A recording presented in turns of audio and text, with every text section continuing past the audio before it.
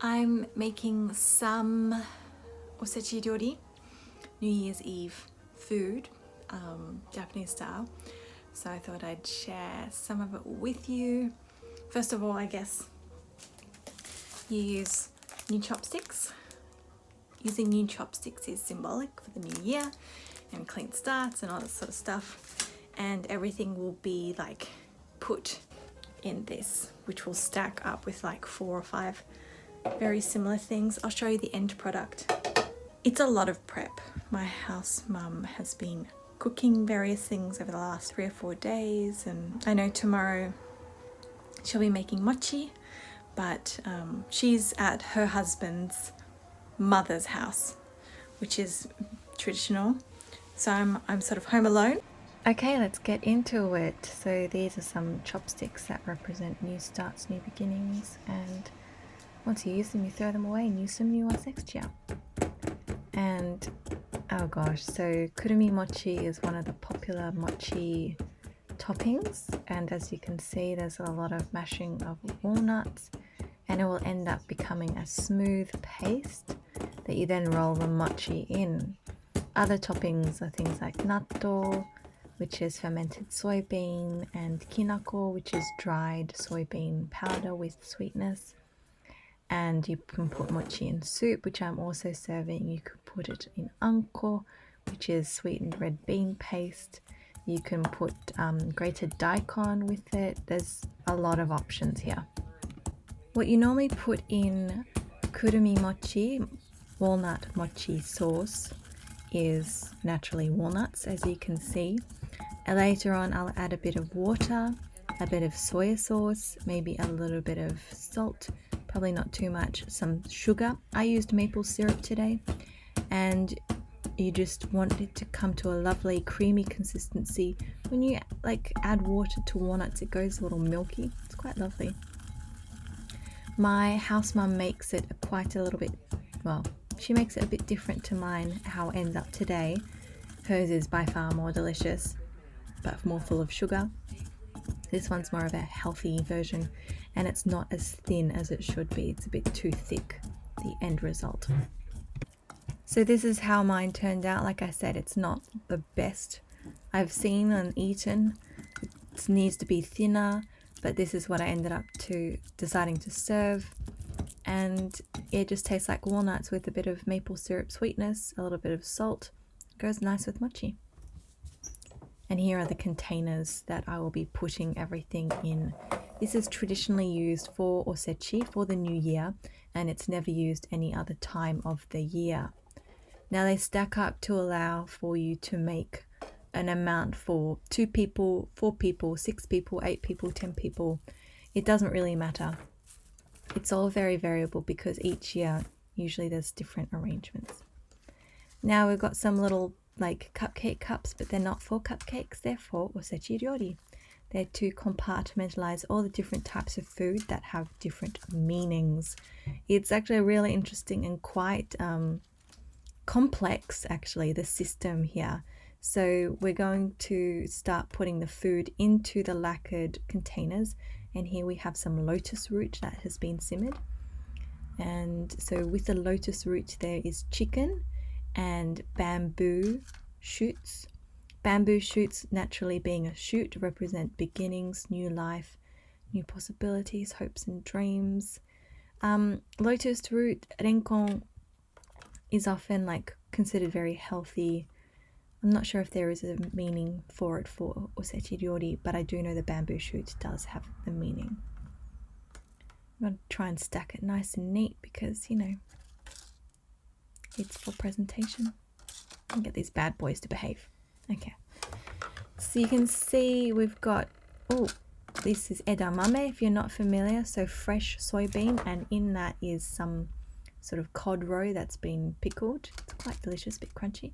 Here's some black beans, but they're in a sweet sauce. Japanese style black beans, not the Mexican style. Different size, different texture. As I said, they're sweet. And here we've got some simmered shiitake and some flour cut ninjin. That's usually decorational. What just fell in the yellow is a a type of yam. It's a mountain yam, which is actually quite can go slimy when you grate it. It's very popular on udon and soba. I don't like it. Okay, in they go. And then we have this yellow stuff. Yeah, the yellow stuff.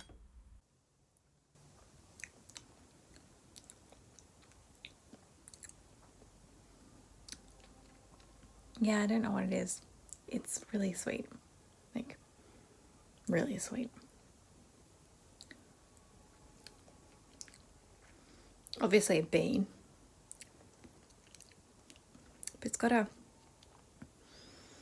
another flavour. Mashed sweet potato with chestnut. But the stuff that you buy from the shop, this stuff, didn't taste anything like it. Like, it just, yeah, it's nothing like it at all. Things are starting to come together, and this is kamaboko, which is fish cake, and it's got a beautiful little picture in it, which is symbolic of the new year. Like, everything is symbolic of the new year. Beans are actually quite important to the new year.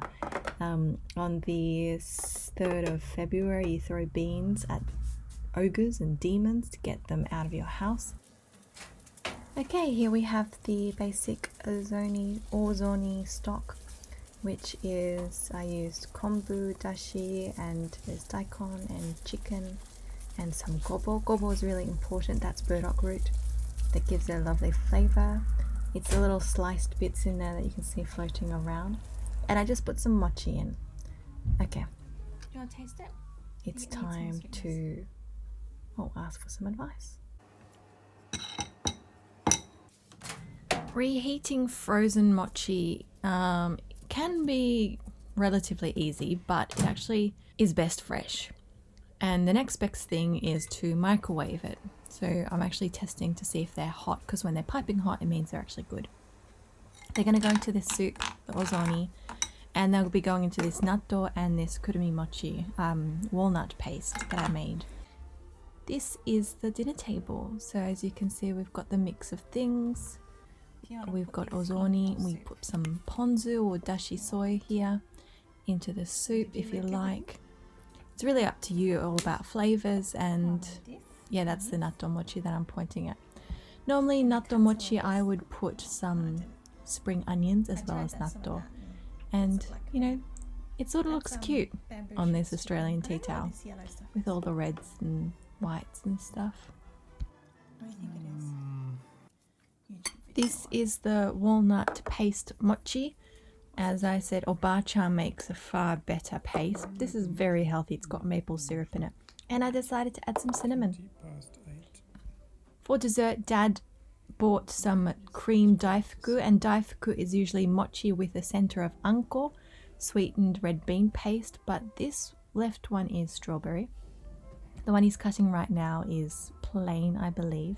Then we've got matcha, and then coffee is on the end.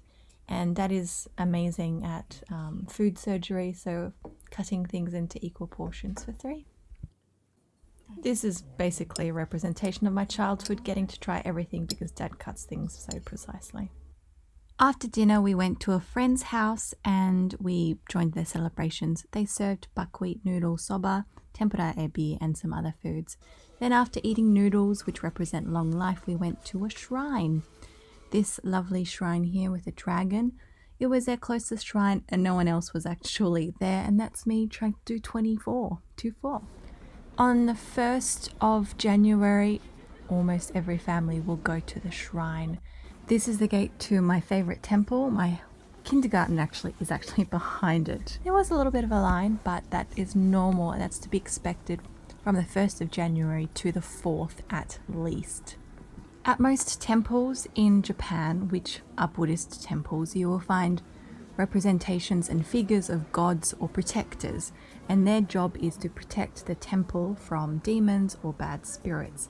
Shrines are from the Shinto religion, so they have a different approach to that. But I think they're really beautiful. It's not uncommon to see that a temple becomes a marketplace in the first few days of the year. Before we enter the shrine, we have to purify ourselves in a way. And there's this wonderful water flower bath that we use to wash our hands. This temple is one of my safe places in Japan, and I just love being here so much. I just freaking love it. The actual process of praying doesn't necessarily take too long. Depends on how long your prayer is.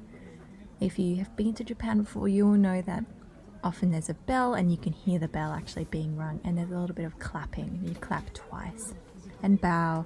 Well, first you put in your money and then you make your prayer. This temple is called Ino Hachima, and it's got some wonderful dragons. After you pray, it's customary for you to go get your fortune, and these lovely barriers and ropes are covered with bad fortunes, because when you have a bad fortune, you're meant to leave them behind so they can be purified and turn into good fortunes. If you get a good fortune, you're meant to take it home. This is a really cute side little temple. I saw Kuan Yin and Buddha inside, so it's just a lovely little quiet place. There are many, many symbols for New Year and good fortune. One of them, like I mentioned, long noodles for long life, usually soba. I've never seen anything but soba. Big prawns, there's something about that means good fortune. And Thai, which is a type of bream. Thai is often very symbolic for good fortune, and this happens to be Taiyaki. So it's delicious and I love it. So we came here for some taiyaki a little later, maybe on the 3rd or 4th. But it's everywhere. You will see symbols for celebration, and there's often Buddha holding a Thai, the bream fish, or Buddha riding a bream. I really like the symbolism, and a lot of it's animals. It's not necessarily like the coin or lightning or gates. They're all, they mean something, but I really like that it's animals that represent good fortune here.